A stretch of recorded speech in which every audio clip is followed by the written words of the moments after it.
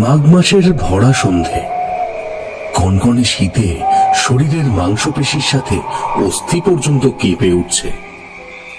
কোনো মতে গায়ের শালটা মাথা দিয়ে পেঁচিয়ে মুখ পর্যন্ত ঢেকে নিয়েছি, যাতে নিজের তপ্ত নিঃশ্বাসটুকুতে ক্ষণিক আরাম পাওয়া যায় আর কি। আমার মতোই একই অবস্থায় গা ঘেঁষে বসে রয়েছে কিশোরী, কিন্তু তারানাথ সে দিব্য রয়েছে। শীত তাকে কোনো মতেই কাবু করতে পারেনি। একখানা সামান্য শালে কেমন শীতকেই কাবু করে ফেলেছে সে। সাথে নিজেকে আরো চাঙ্গা রাখার জন্য পছন্দের একখানা সিগারেটও ধরিয়ে নিয়েছে। উত্তরে বাতাস হু হু করে বইছে। চাদরের ফাঁক দিয়ে কোনো ক্রমে এক মুঠো বাতাস এসে চোখে লাগলেই মনে হচ্ছে ধারালো ছুরি এসে বিঁধছে। শীতের প্রখরতায় কিশোরী আরো আমার গা ঘেঁষে বসে কাঁপা কাঁপা গলায় বলে, এখন তো মনে হচ্ছে নিবারণ চক্রবর্তীর কথা রাখতে এই একদম নিমন্ত্রণ না খেতে এলেই ভালো হতো। কিশোরী কথাখানা খুব একটা ভুল বলেনি। নিমন্ত্রণ বাড়িতে সময় মাফিক সবকিছু হবে না, এটা আমাদের আগেই বোঝা উচিত ছিল। তাই কিশোরীর কথা শুনে আমিও বলি, ঠিকই বলেছ। আসলে উনি সেদিন তারানাথকে এমন করে বলেছিলেন, আর তাছাড়াও বিয়ে বাড়ির এমন নেমন্তন্ন কি আর ছাড়া যায় নাকি বলো? আমাদের দুজনের কথার মধ্যেই তারানাথ বলে, শীতকালে বিয়ের ভোজ খাবে আর শীতের মধুরতা আস্বাদন করবে না, তা তো হয় না। ঠান্ডায় এমনিতেই হাত পা বরফ হয়ে উঠেছে, তার উপর শীতের মধুরতা আস্বাদনের কথা শুনে কিশোরী বলে, হ্যাঁ সেই তো, আপনি খেলেন কোথায়? খেলুন তো আমরা। কিশোরীর কথা শুনে তারানাথ সশব্দে হেসে ওঠে। তারানাথের হাসি শুনে কিশোরী বলে, ভুল কি বললাম আমি? তাও ভালো অন্যান্য স্টেশনের মতো এই স্টেশনটা একেবারে ফাঁকা না। যাত্রীদের জন্য বসার একটা ছোট্ট হলেও এরকম একটা ঘর রয়েছে। চারিদিক ফাঁকা হলেও মাথাটুকু তো বাঁচবে। উফ, নইলে হিমে স্নান করতে হতো। কিশোরী কাঁপতে কাঁপতে এই কথাগুলো বলছে।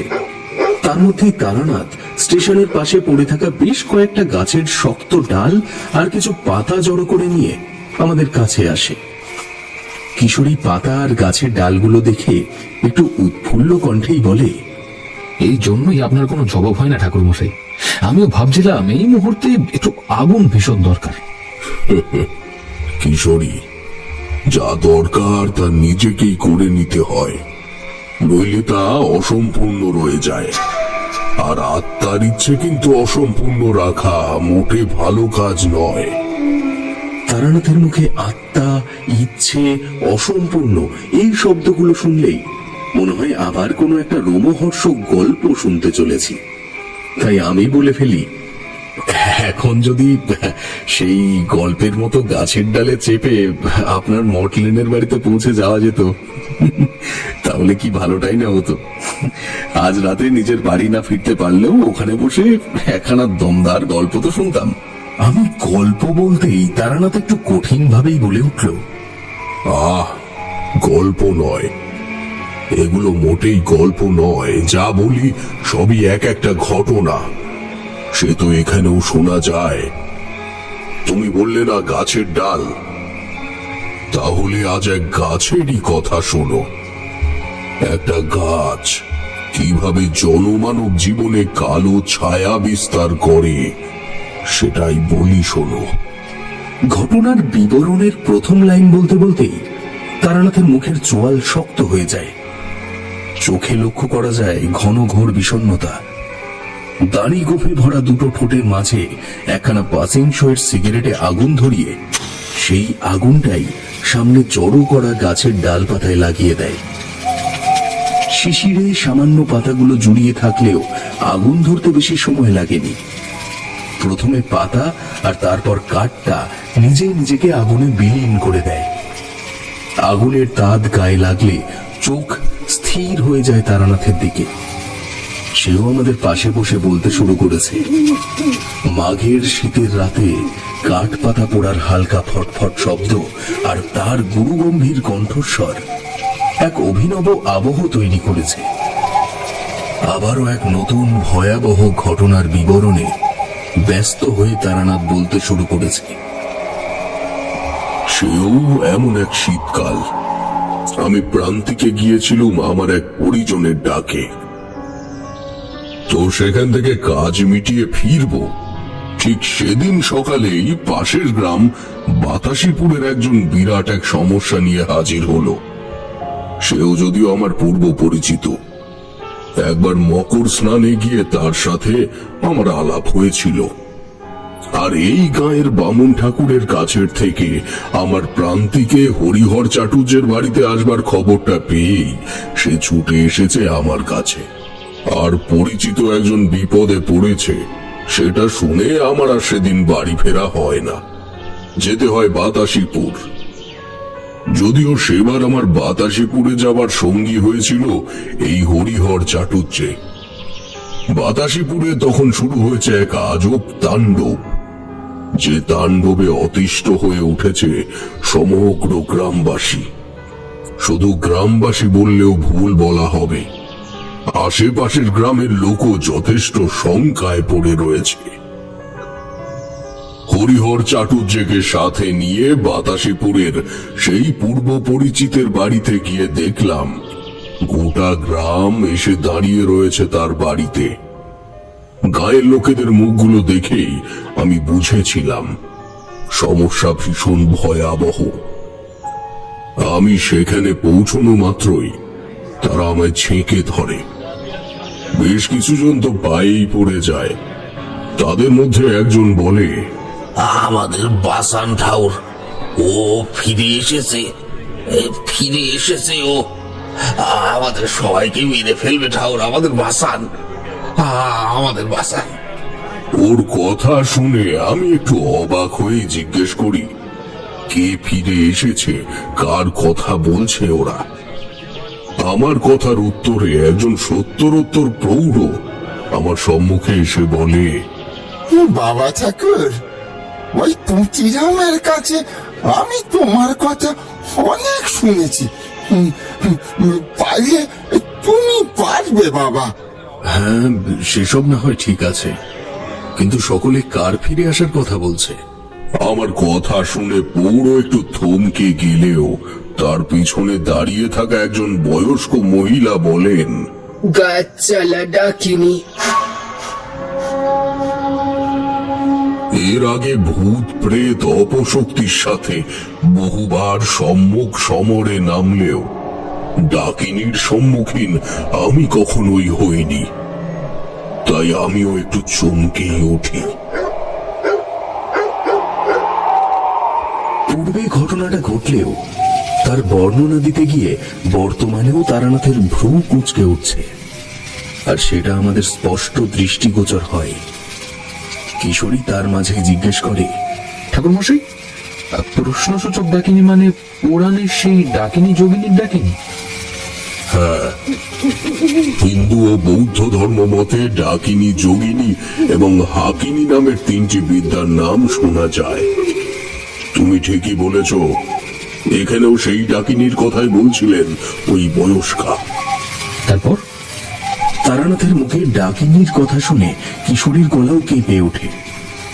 না, এটা শীতের কম্পন নয়, জ্বলন্ত কাঠের আগুন আর ঘটনার আঁচে তখন আমাদের শরীর মন দুই গরম হয়ে গিয়েছিল। জানার কৌতূহল বেড়ে উঠেছিল। তাই আমিও কিশোরীর মতোই বলি, তাহলে কি আপনি ডাকিনীর সাথে সম্মুখ সমরে গেলেন? আমার কথা শুনে তারানাথ একটু দৃঢ় কণ্ঠে বলতে শুরু করে, সব কি অতই সহজ? মুখে যা কিছু খুব সহজে বলা যায় তা বাস্তবায়িত করতে অনেকটাই সময় লাগে।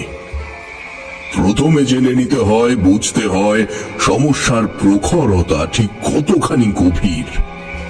আর আমার কাছেও যেহেতু সমস্যার কারণটা একেবারে নতুন, তাই আমিও একটু চিন্তা প্রবণই হয়ে উঠেছিলাম। কিন্তু সমস্যা যখন উপস্থিত তখন সমাধান তো করতেই হবে। তাই প্রথমে আমি চমকে উঠলেও সেই মহিলাকে আবারও জিজ্ঞেস করি, তা ওই গাছ চালা ডাকিনী ফিরে এসেছে মানে সে আগেও কি এই গ্রামে এসেছিল নাকি? আমার প্রশ্নে পুঁটিরামের উঠোনে এক গভীর নীরবতা নেমে আসে। আমি যদিও বুঝিনি এমন নীরবতা নেমে আসার কারণটা আসলে কি, তাই আমি একটু অবাকই হই। তবে অবাক হয়ে চুপ করে থাকার সময় তো তখন নয়, তাই আমি গলা উঁচিয়ে জিজ্ঞেস করি, কি হলো, তোমরা চুপ কেন? বলো আমাকে সবটা। পুরোটা না জানলে আমি বুঝবো কি করে সমস্যাটা ঠিক কি। আমার শেষ কথাটা বোধহয় বেশ কয়েকজনের বোধগম্য হয়। তারা আমার কথা শুনে নিজেদের মধ্যে গুনগুন করে কথা বলতে শুরু করে, কিন্তু আমাকে কেউই কিছু বলে না।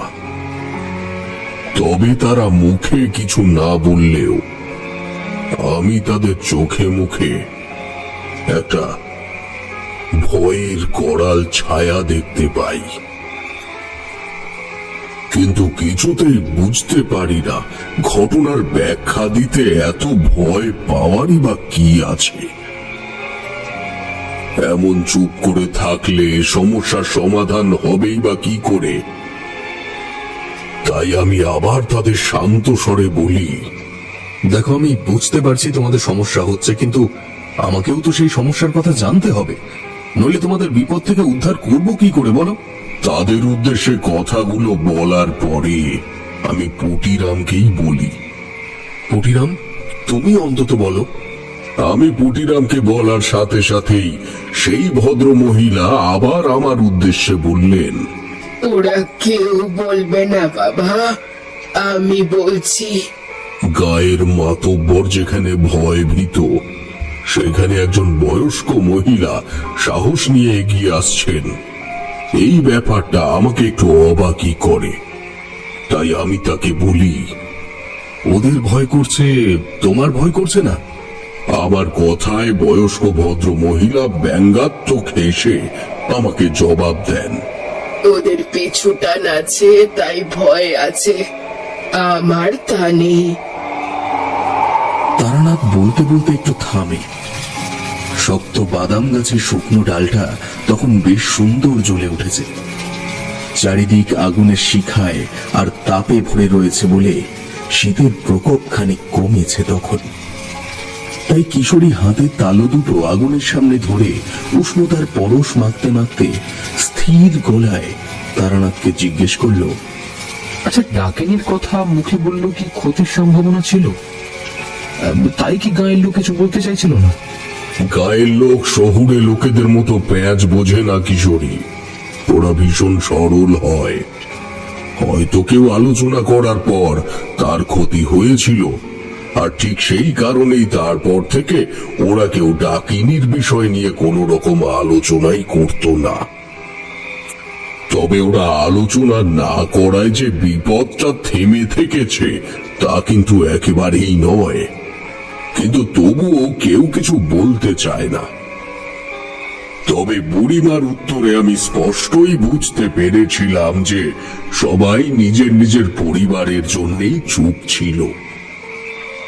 ওই যে পিছু টান, যা ওই বয়স্ক মহিলা ছিল না, তাই উনি আমায় বলতে শুরু করেছিলেন, তা আজ থেকে প্রায় 50 বছর আগেকার ঘটনা। তখন সবে আমি বিয়ে হয়ে পাশের গ্রাম থেকে এই বাতাসিপুরের বউ হয়ে এসেছি। মহা আনন্দে বধূ বরণ মিটে গেছে। পুরো পরিবারের সাথে গ্রামের সকলে মেতেছিল অমর দলুইয়ের ছেলে পুলিনের বিয়েতে। হই হুল্লোড় করেই সময় কাটছিল। পরদিন সকালে শুরু হলো বউ ভাতের তোড়জোড়।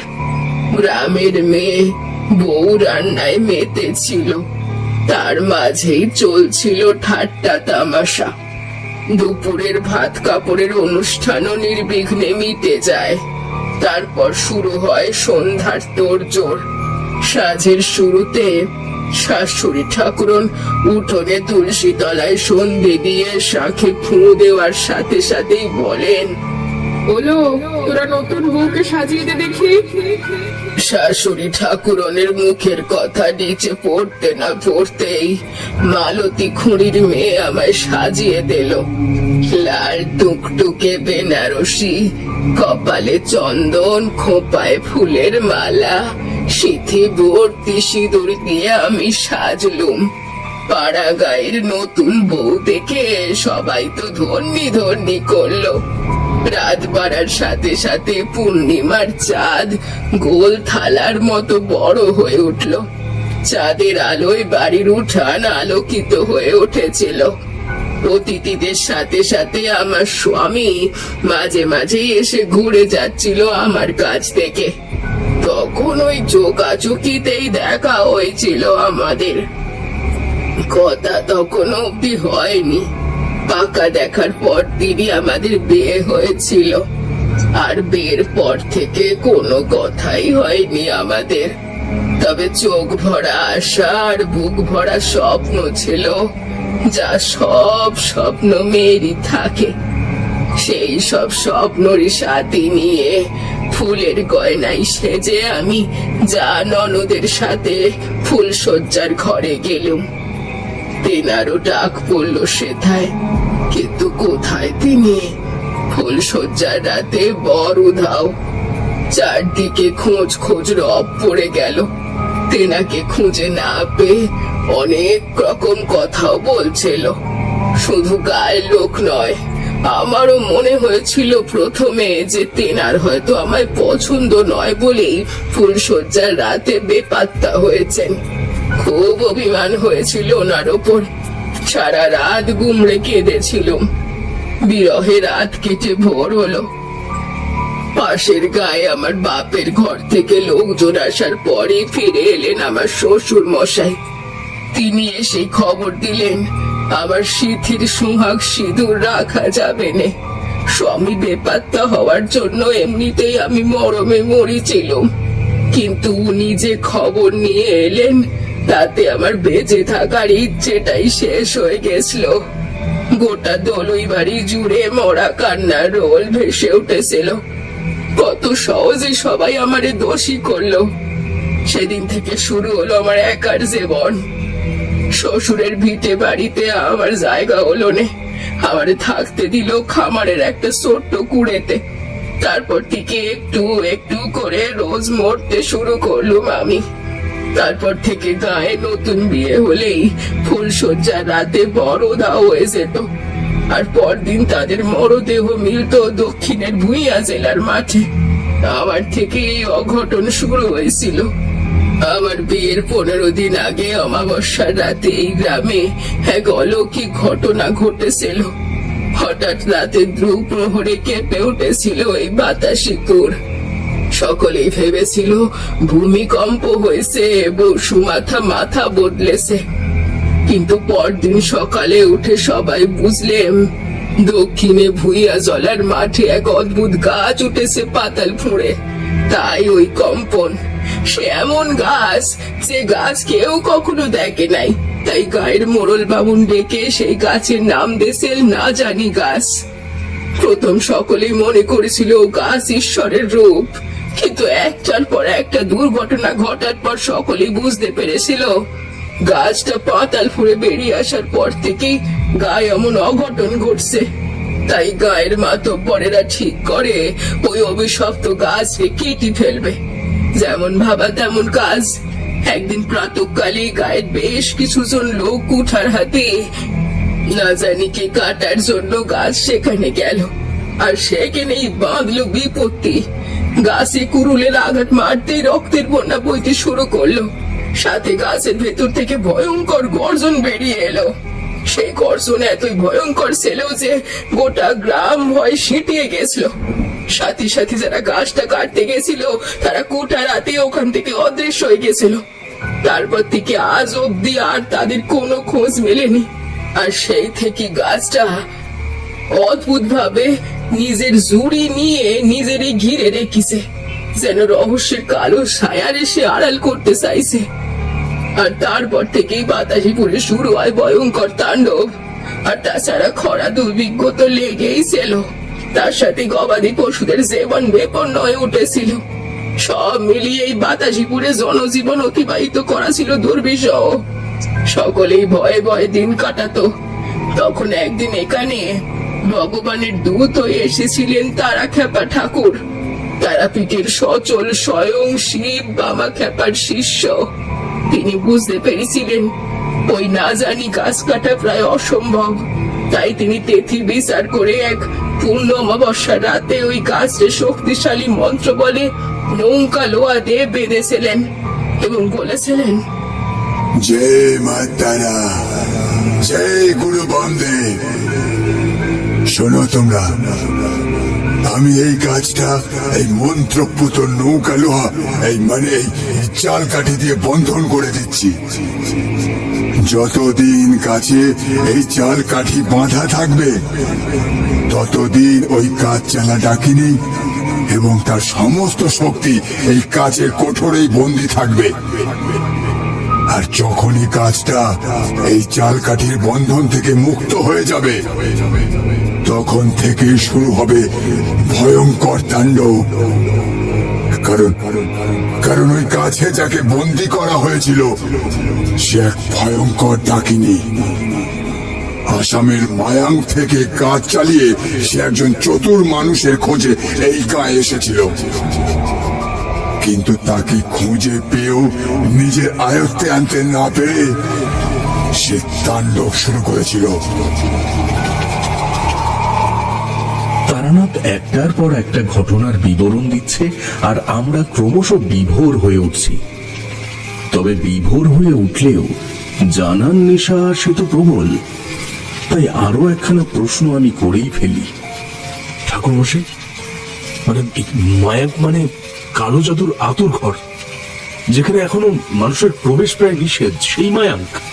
হ্যাঁ, ঠিকই বলেছ, সেই মায়াঙ্ক।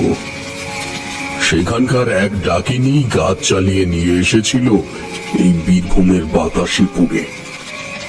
ডাকিনী হলেও তার মনে প্রেম ছিল প্রবল।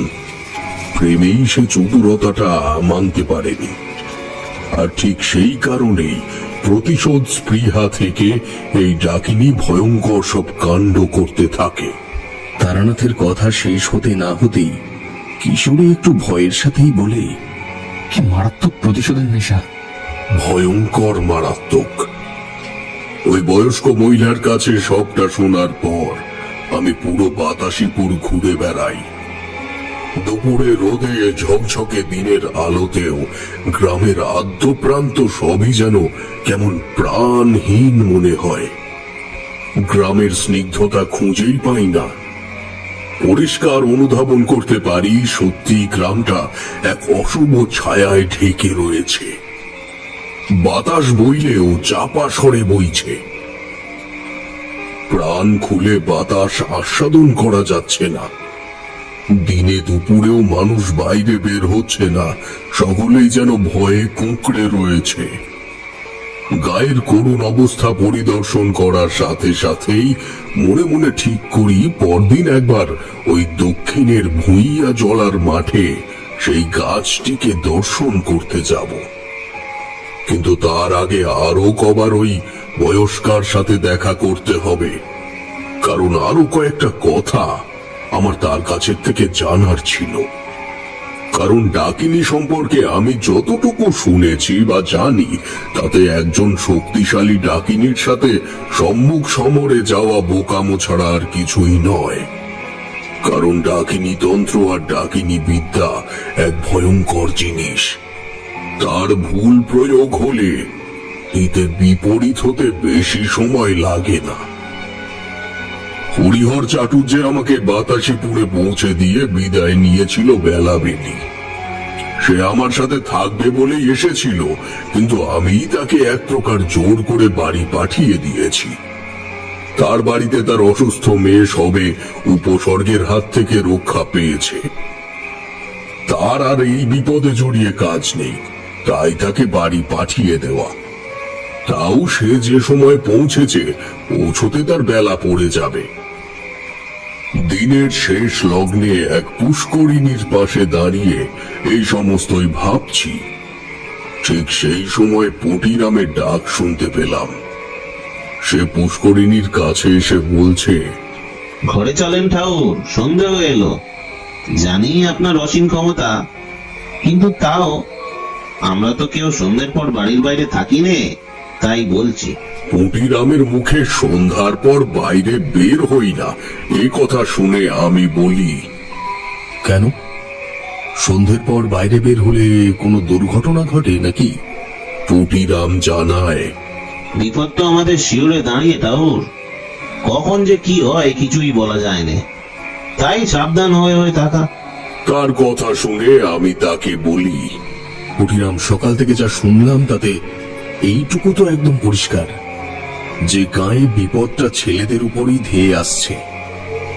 হ্যাঁ, পরিবারেরও বিপদ, এই কথা ঠিকই, কিন্তু ক্ষতি তো ছেলেদেরই হচ্ছে। আমি কথাটা বলার পর পুটিরাম বললে, হ্যাঁ তা বলতে পারেন, সে কারণেই আজ 5 মাস হয়ে গেছে কোনো বিবাহ হয়নি গ্রামে। তবে আজ ঘরের রাধা গোবিন্দকে সাক্ষী রেখেই কয়াল বাড়ির ছোট ছেলের বিয়ে হয়েছে। কোনো নিয়ম অনুষ্ঠান অতিথি আপ্যায়ন কিছুই হয়নি।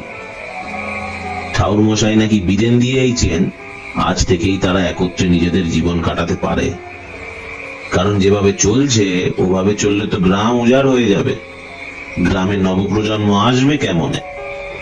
যদি সব ঠিক থাকে তাহলে এভাবেই বিবাহ রীতি শুরু হবে এই গ্রামে। এখন আজ রাতটা ঠিক করে কাটুক, তাহলেই সকলের চিন্তা মিটবে। পুটিরামের মুখে পুরো বিবরণ শুনে শুধু বললাম, বুঝলাম। যদিও কি বুঝেছি তাকে তখন আমি কিছুই বলিনি, শুধু পথে যেতে যেতে বললাম, ওই বয়স্ক ভদ্রমহিলার কি সাক্ষাৎ পাওয়া সম্ভব এখন? আমার কথা শুনে পুটিরাম বললে, হ্যাঁ কেন নয়, আপনি ঘরের দাওয়ায় গিয়ে বসুন, আমি ওনাকে ডেকে আনছি। পুটিরাম এই কথা বলার পর আমি তাকে বলেছিলাম, আমি তার বাড়িতে যাচ্ছি। বয়স্ক মানুষ, এখন তাকে আর কষ্ট করে আসতে হবে না। আমার কথা শুনে পুটিরাম জানালো, মাতারি বুড়ি রাগ করবে না ঠাকুর, তার বয়স হয়েছে ঠিকই কিন্তু গায়ের জোর কমেনি, আপনি বরং খানিক জিরিয়ে নিন। পুটিরামের দাওয়ায় বসে তার পত্নী দিয়ে যাওয়া এক পেয়ালা চায়ে চুমুক দিতে দিতেই ভাবছি, গায়ে একটা অশুভ বিষয় ঘটছে, এই কথা তো সত্য, কিন্তু ওই ডাকিনী যে এমনটা করছে সে ব্যাপারে নিশ্চয়তা কি? এই সবই ভাবছি, ঠিক তখন ওই বয়স্ক ভদ্র মহিলা এসে হাজির হন। এসে বললেন, বলো বাবা, কি জানতে চাও বলো। এতক্ষণ ধরে ভেজে রাখা প্রশ্নটা সবে মাতারি বুড়িকে করব বলে ঠিক করছি, সেই সময় পুটিরামের বাড়িতে দৌড়ে এক পাল লোক এলো। তাদের চোখ মুখ উদ্ভ্রান্ত, তাদের অঙ্গভঙ্গি দেখে আমার আর বুঝতে বাকি ছিল না যে কি হয়েছে। তবুও পুটিরাম তাদের শান্ত করতে তাদের মধ্যে একজন বললে, সর্বনাশ হয়ে গেছে ঠাকুর। দীপু বিকেলে একবার বাগানে গিয়েছিল, তারপর থেকে তাকে আর খুঁজে পাওয়া যাচ্ছে না। আমি পুটিরামের কাছে দীপুর পরিচয় জানতে চাইলে সে বলে, ওই যে বলেছিলাম না, কয়াল বাড়িতে আজ কুলদেবতাকে সাক্ষী রেখে বিয়ে হয়েছে, যার বিয়ে হয়েছিল সেই দীপুই বিকেল থেকে নিখোঁজ। আমি সব শুনে বললাম, এর আগে নিখোঁজ হওয়া ছেলেদের দেহগুলো কোথায় পাওয়া গিয়েছিল?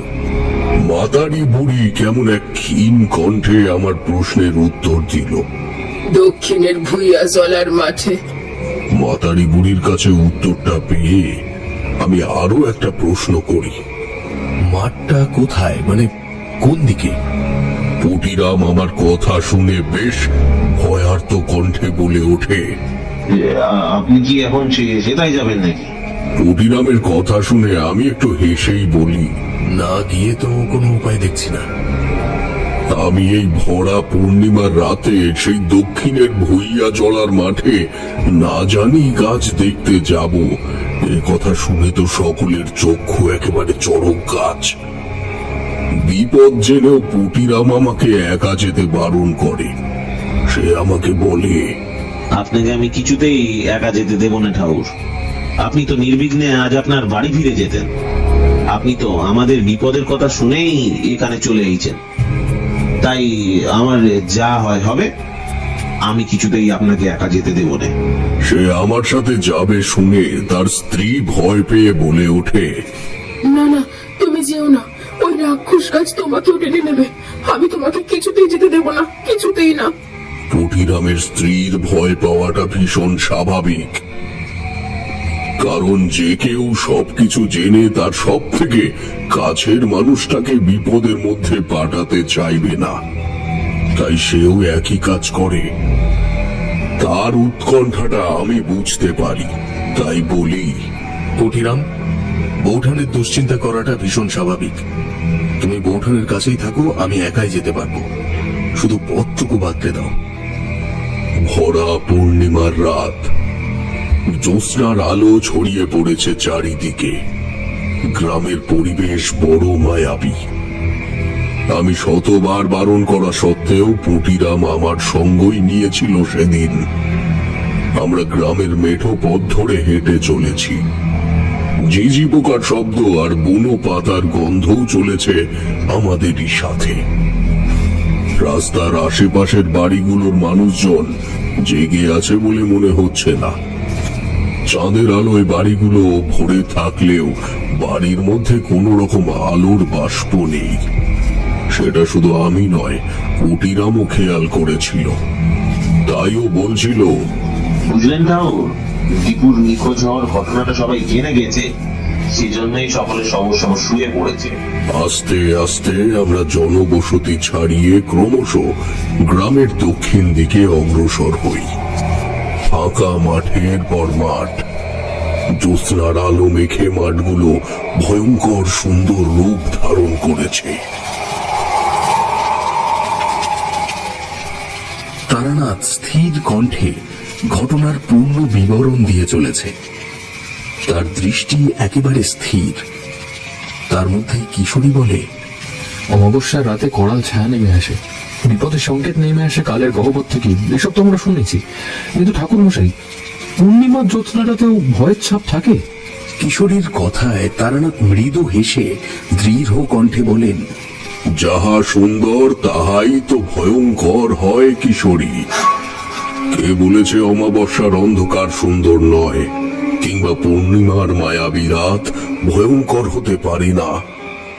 সব জায়গাতেই ভয় ভালোবাসা দুই লুকিয়ে থাকে। ভালোবাসার থেকে ভয়ানক আর কিছু হয় না এই পৃথিবীতে। আমরা হাঁটতে হাঁটতে দক্ষিণের ভুঁইয়া পাড়ার মাঠের কাছে এসে পৌঁছেছি। পূর্ণিমার রাত হলেও দুজনে হাতে দুটো মশাল নিয়ে এসেছিলাম। যতই হোক, রাতে হাতে মশাল থাকলে মনের জোর খানিক বেড়ে যায়। তাই মশাল হাতে একটু এদিক ওদিক খেয়াল করে বোঝার চেষ্টা করি কোথাও কিছু দেখতে পাই কিনা। না, বেশ কিছুক্ষণ দেখার পরেও কোথাও কিছুই দেখতে পাই না। তাই পুটিরামকেই একবার জিজ্ঞেস করি, তুমি ঠিক বলছো? মানে ছেলেগুলো উধাও হওয়ার পরের সকালে এখান থেকে উদ্ধার হয়েছিল ওই ছেলেগুলোর দেহ? হ্যাঁ ঠাকুর, নিখোঁজ হওয়ার পরদিন সকলকে এই মাঠেই পাওয়া গেছিল। পুটিরাম এমনিতেই যথেষ্ট ভয় পেয়েছিল, তাই আমি আর তাকে ঘাঁটাই না, শুধু বলি, আচ্ছা বেশ, এবার আমায় আর একটা কথা বলো তো, ওই গাছটা কোন দিকে?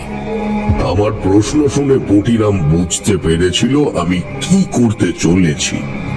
তাই সে বলে, এখন এই রাতে ওই গাছের কাছে যাবেন না ঠাকুর। কিন্তু আমি তো স্থির করে ফেলেছি আমি কি করব। তাই কাঁধের বোঁচকা থেকে আমার অষ্টমুখী রুদ্রাক্ষের মালাটা বের করে সেটা পুটিরামের হাতে দিয়ে বলি, তুমি এখানে মশালটা এক জায়গায় রেখে মাঠে বসে গায়ত্রী মন্ত্র জপ করতে থাকো। আমি না আসা পর্যন্ত তুমি গায়ত্রী মন্ত্র জপ করা থামাবে না। আর যদি ভোরের আলো ফোটার পরেও আমি না আসি, তাহলে তখন তুমি নির্দ্বিধায় ফিরে যাবে, কিন্তু রাতের আঁধার থাকাকালীন তুমি উঠবে না। আর এই রুদ্রাক্ষের মালাও হাতছাড়া করবে না কিন্তু। পুটিরাম আধ্যাত্মবাদে বিশ্বাসী। অল্প স্বল্প ঝাড়ফুঁক সেও জানতো, তাই গায়ত্রী মন্ত্র তার জানা। তাই সহজেই সে তা জপ করতে পারবে। আমি তাকে কথাগুলো বলে মাঠের দক্ষিণ দিকে এগোতে শুরু করি।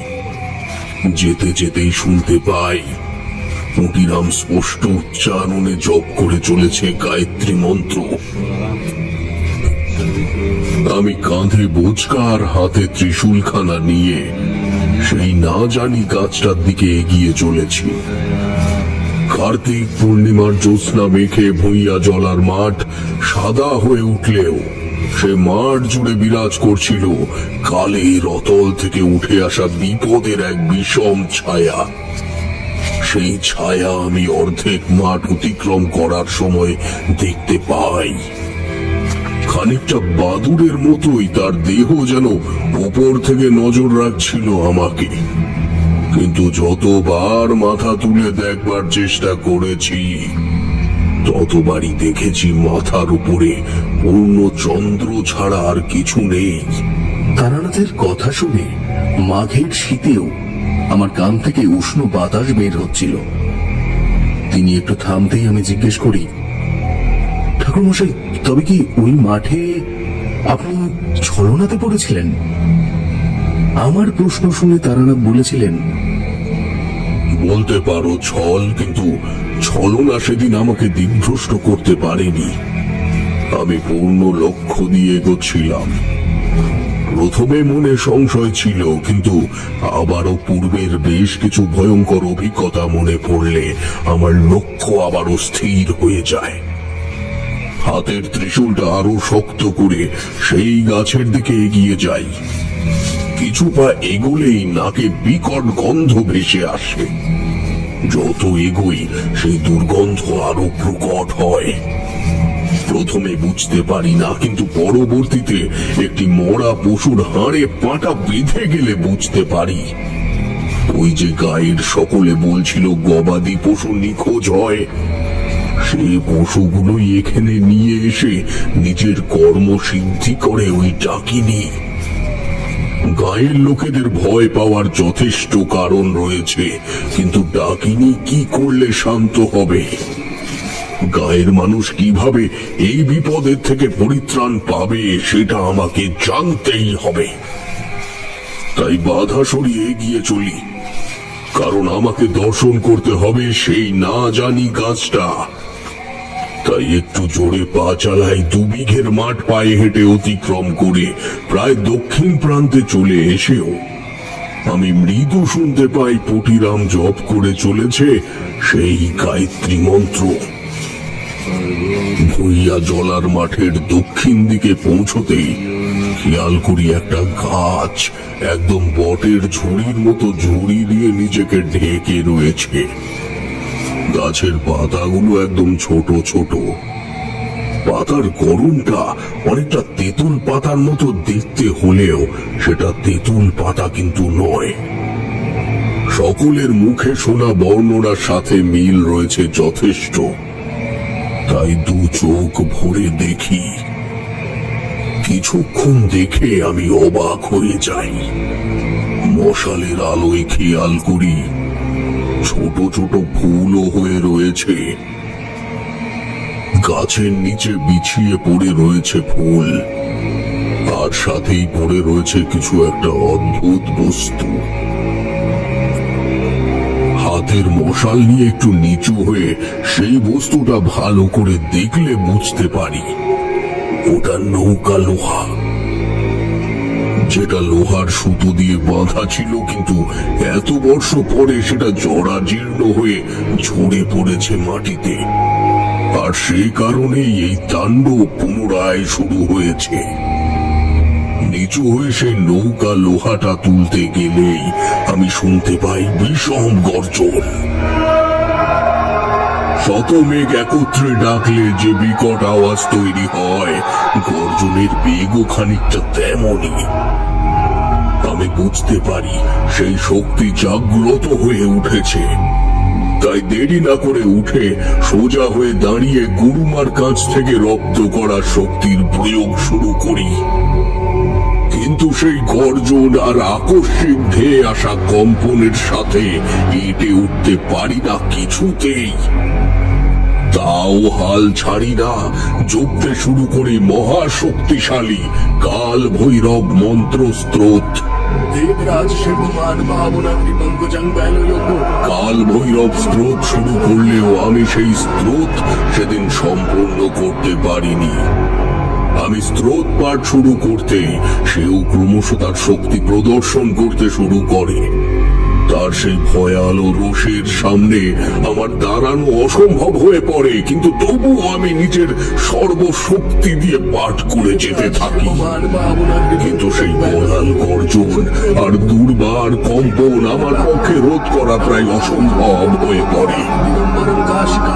ষষ্ঠ স্তবক পাঠ করছি, আর 3টে স্তবক পাঠ করলে আমার কাল ভৈরব স্রোত সম্পূর্ণ হয়ে যাবে। কিন্তু সেই মুহূর্তেই গাছের মধ্যস্থল থেকে হঠাৎই এক তপ্ত বেগবান ঝোড়ো হাওয়া নির্গত হতে শুরু করলো।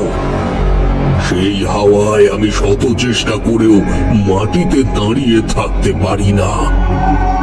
আমার শক্তি কোনো কাজ করে না, আমি আপনা থেকেই শূন্যে ভেসে উঠি।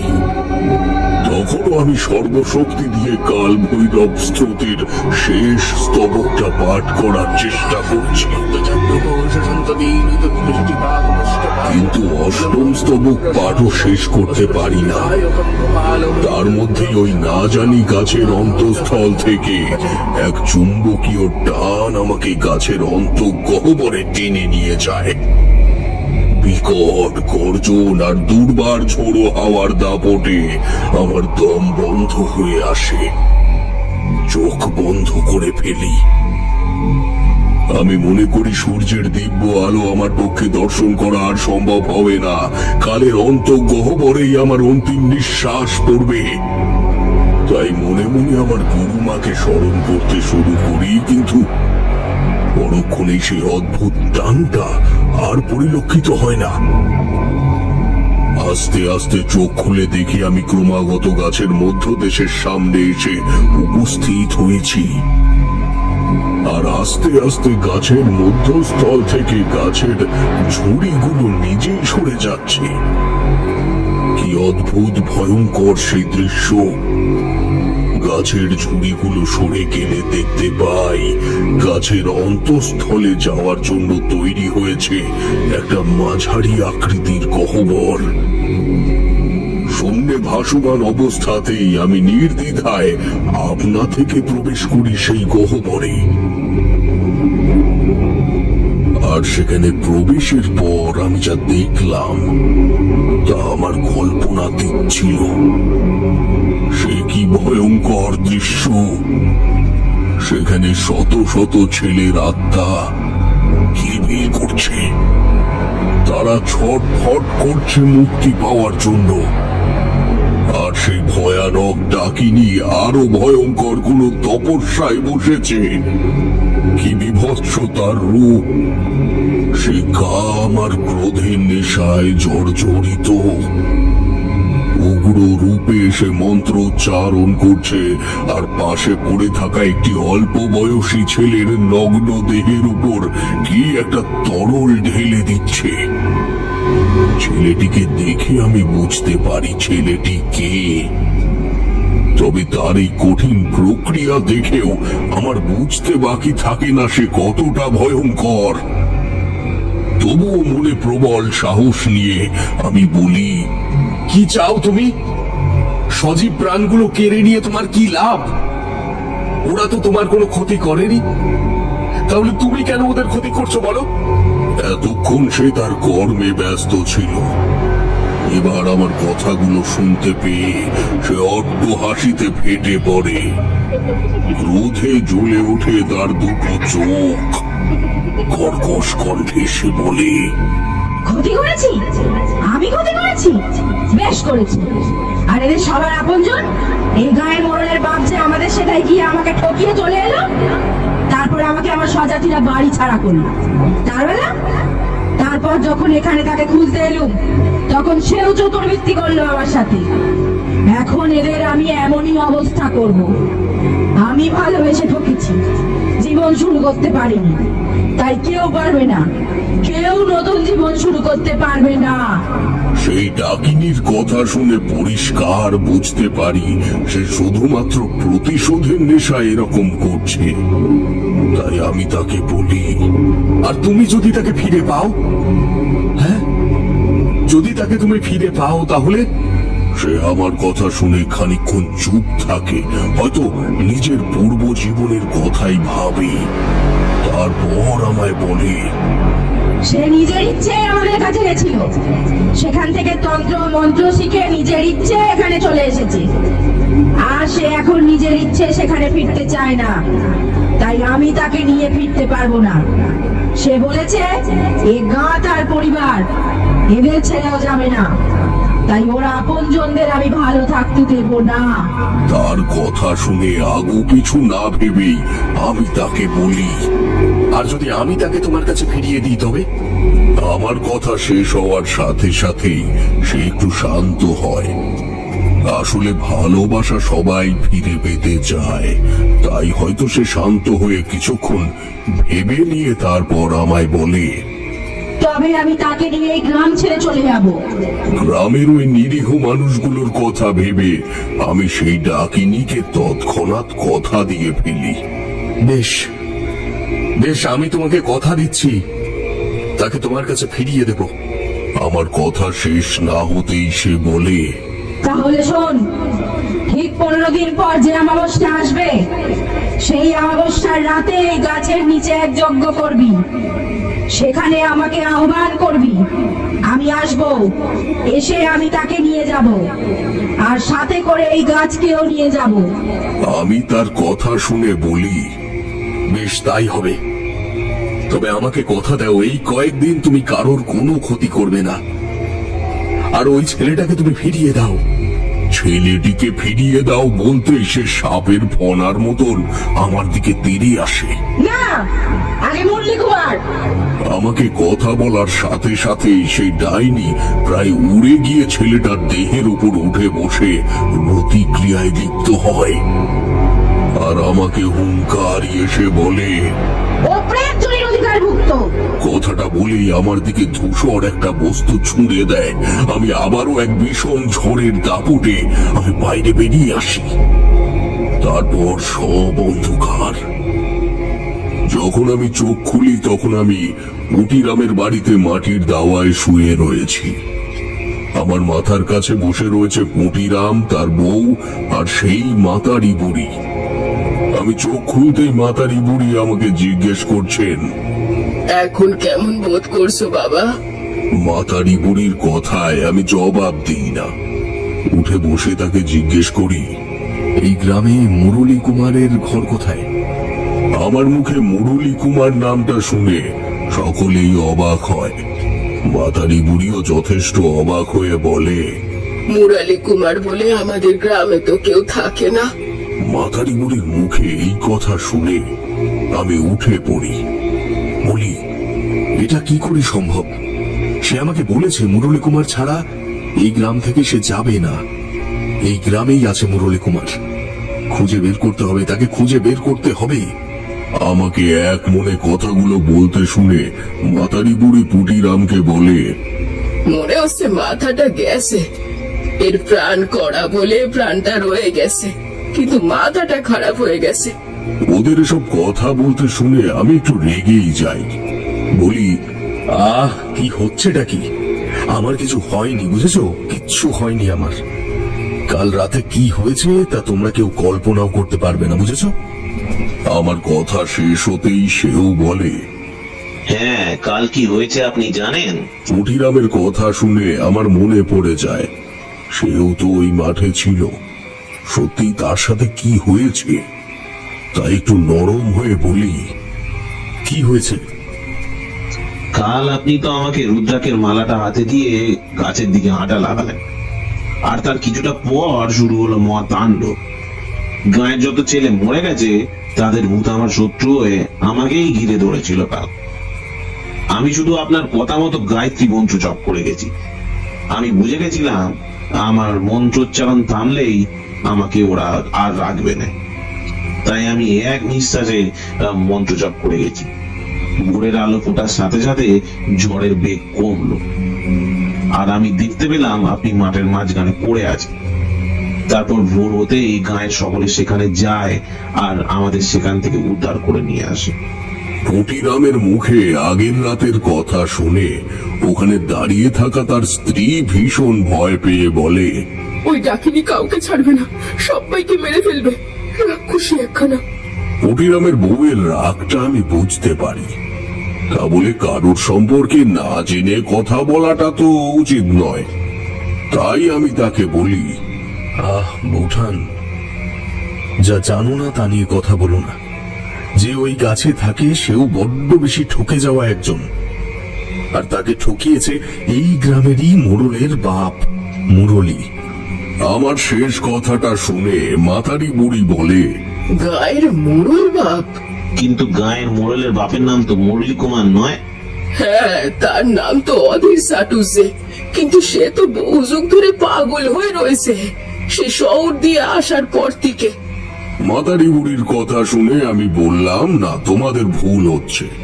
সে ঠিকই আছে, হয়তো সবার চোখের ধুলো দেওয়ার জন্য অমন করে আছে, কিন্তু সে এখানে ঠিকই আছে, না হলে ওই ডাকিনী গ্রামে থাকতো না। আমার কথা শুনে মাতারি বুড়ি আর পুটিরাম বললে, যদি তাই হয় তাহলে তো তাকে গিয়ে বললেই হয়। পুটিরামের কথা শুনে আমি বলি, অসুবিধা একটা আছে। মুরলী কুমার বললে তো কেউ বিশ্বাস করবে না, তারপর আবার ও তো পাগল সেজে আছে, ওর বাড়ির লোকে মেনে নেবে না। তারানাথ কথাগুলো বলে একটু থামলেই কিশোরী কৌতূহলী কণ্ঠে প্রশ্ন করে, তাহলে কি ডাকিনী শেষ পর্যন্ত প্রতিশোধ নিতে পারেনি? কিশোরী বোধহয় প্রশ্নটা ভুল সময় করে ফেলেছিল, আর সেই কারণেই তারানাথ ভীষণ রেগে গিয়ে বলেছিল, আহা কিশোরী, একটু ধৈর্য ধরো। একজন ডাকিনী কতটা ভালোবাসলে তবে এতটা ভয়ঙ্কর হয়ে উঠতে পারে, সেটা একটু ভাবো। কিশোরীকে কথাটা বলার পরেই তারানাথ আবার বলতে শুরু করে, একটা একটা করে দিন কেটে যায়, কিন্তু মুরলী কুমার কিছুতেই নিজের দোষ স্বীকার করে না, উল্টে বোবার অভিনয় করা শুরু করে।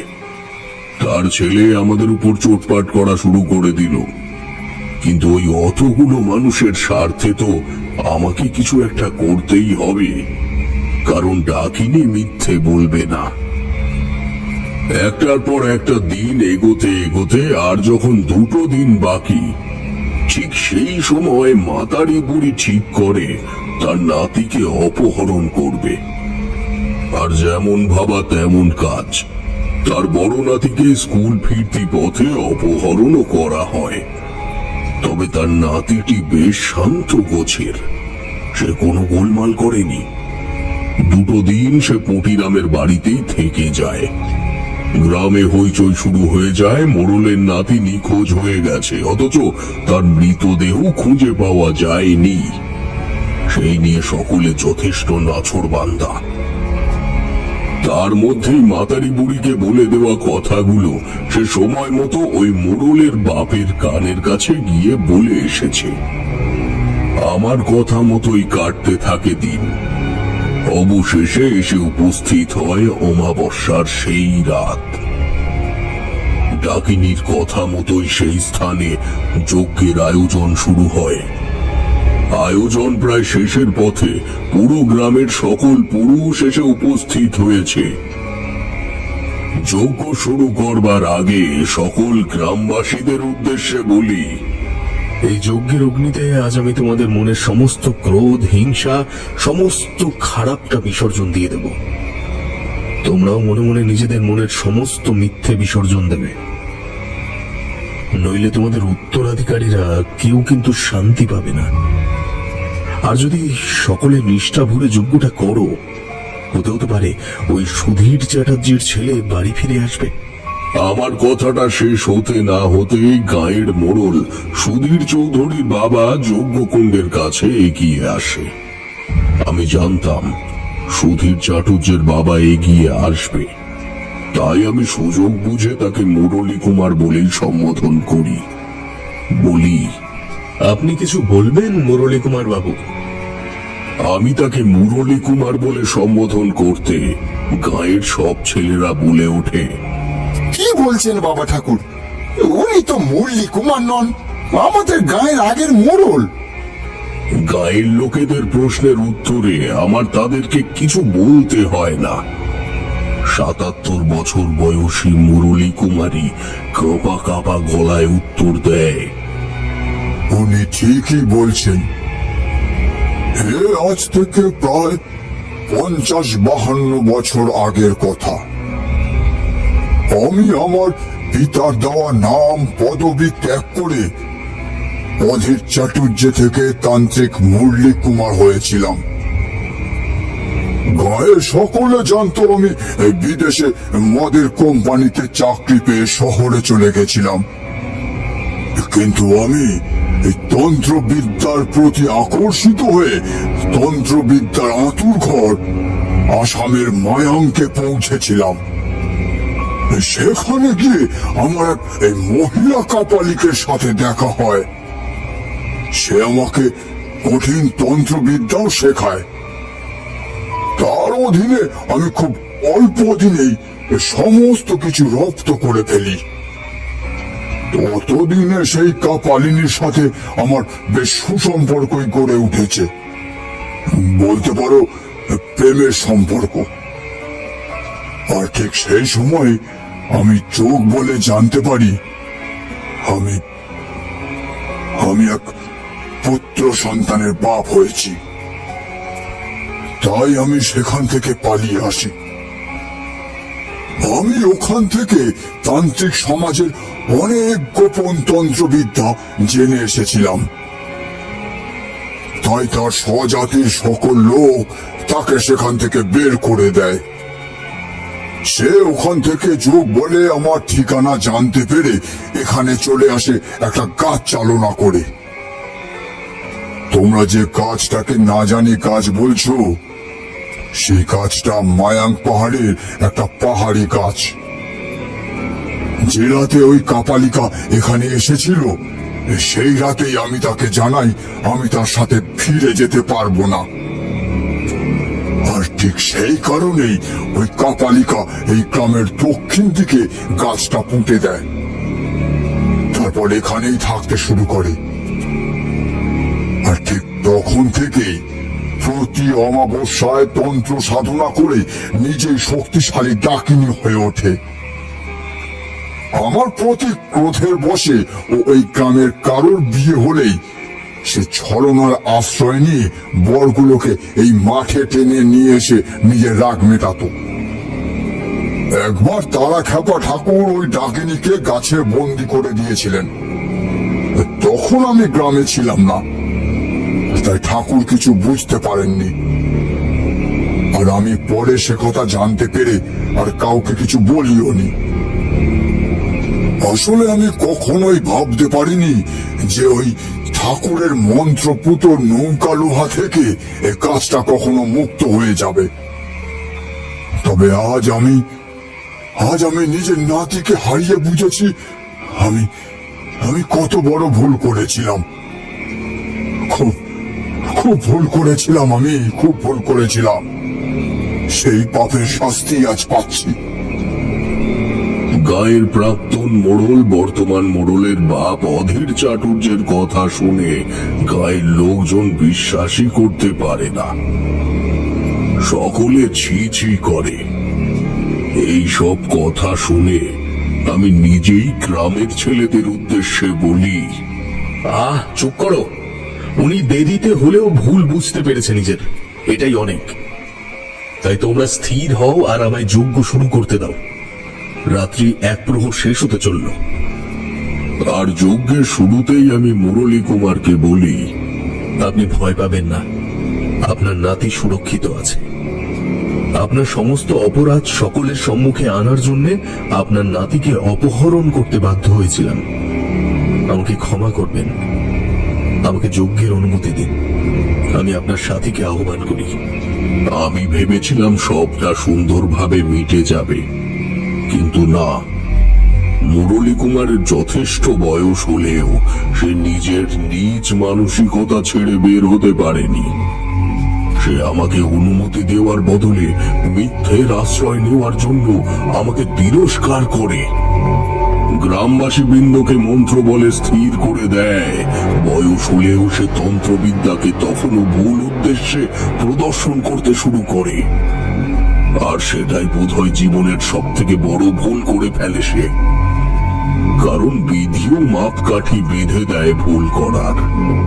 হয়তো সেই মুহূর্তেই তার ভুল সেই সীমা ছুঁয়ে ফেলেছিল। তাই আমার মন্ত্রে যজ্ঞকুণ্ড আপনা থেকেই চলে ওঠে। আমার আহ্বানে সেই না জানি গাছের মধ্যস্থল থেকে বেরিয়ে আসে উগ্ররূপী ডাকিনী। সে মুরলী কুমারের রোষ দেখে বলে, জীবিত অবস্থায় তোকে নিয়ে আমি যেতে পারবো না, কিন্তু তুই মরলে তোকে নিয়ে যেতে পারবো। এতদিন জানতাম এরা তোর আপনজন, কিন্তু আজ বুঝলাম তুই এদের শত্রু। তাই তোকে নিয়ে যেতে আমার আর কোনো বাধা নেই। কথাটা বলেই সেই ডাকিনী মন্ত্রোচ্চারণ শুরু করে। মন্ত্রের শব্দে তার চোখ দুটো বিস্ফারিত হয়ে ওঠে। মুখের অনন্ত গহ্বর থেকে বেরিয়ে আসে জ্বলন্ত অগ্নি শিখা। আর সেই শিখাতেই ভস্মীভূত হয়ে ওঠে মুরলী কুমার। তার দেহ থেকে আত্মাটা বেরিয়ে এসে ডাকিনীর হাতে গিয়ে বসে। এমন দৃশ্য চোখের সামনে ঘটতে দেখে আমি ক্রমাগত বিপদ নাশিনী কাল ভৈরব মন্ত্র পাঠ করতে থাকি। গ্রামবাসীরা তো কেউ কেউ মূর্ছাও যায়। আর সেই ডাকিনী মুরলী কুমারের সূক্ষ্ম শরীরটা হাতে নিয়ে শূন্যে ভেসে ওঠে এবং সাথে সাথে সেই অভিশপ্ত না জানি গাছের একটি ডাল ভেঙে তাতে চেপে বসে আকাশে বিলীন হয়ে যায়। আর তার সাথে সাথে বিশাল শব্দে একটা বিস্ফোরণ হয়। আর বিস্ফোরণে সেই না জানি গাছটা লেলিহান অগ্নিশিখায় ভস্মীভূত হয়ে যায়। সেই দৃশ্যের সাক্ষী হয়ে থাকে বাতাসীপুর গ্রামের সকল পুরুষ আর আমি। গ্রাম অভিশাপ মুক্ত হয়। আর আমি সেই ঘটনার পরদিন সেখান থেকে ফিরে আসি। আসবার সময় সেই জায়গার থেকে নিয়ে আসি সেই নৌকা লোহাখানা, যে লোহা মানুষের কাছে থাকলে কোনো অপশক্তি কোনো রকম ক্ষতি করতে পারে না। রসুলপুর স্টেশনের যাত্রী নিবাসে তখনও আগুনটা নিভু নিভু হয়ে তখনও চলছে। শীতের প্রকোপ কমেছে। তারানাথ সেই নিভু কাঠ থেকেই আরো একখানা পাসিং শোয়ের সিগারেট ধরায়। আমাদের শরীরের প্রতিটা রোমকূপ তখনও মন্থিত হচ্ছে রোমাঞ্চে। সেই রোমাঞ্চের রেশেই কিশোরী তারানাথকে প্রশ্ন করে, তারপর আর সেখানে কখনো যাননি ঠাকুর মশাই? তারানাথ সিগারেটে একটা সুপ টান দিয়ে বলে,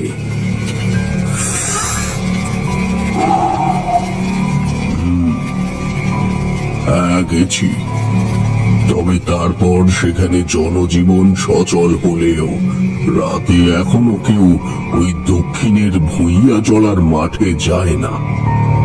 সবাই বলে ওখানে যেতে নাকি ভয় করে।